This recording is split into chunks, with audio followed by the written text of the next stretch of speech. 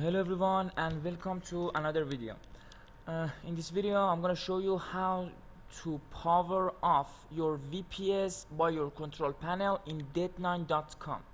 As you can see, sometimes you need to power off your VPS and you don't know how to do it, but you don't know how you can do it by your control panel of your VPS.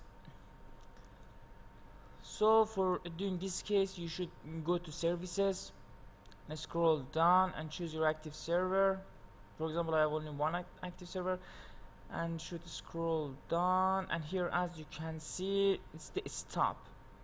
Stop means, do you want to power off your VPS?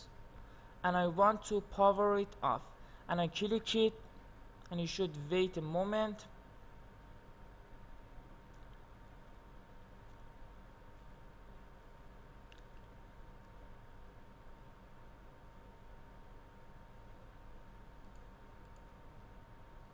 And here as you can see, your VPS has been powered off, and it's too easily for managing your VPS by this side.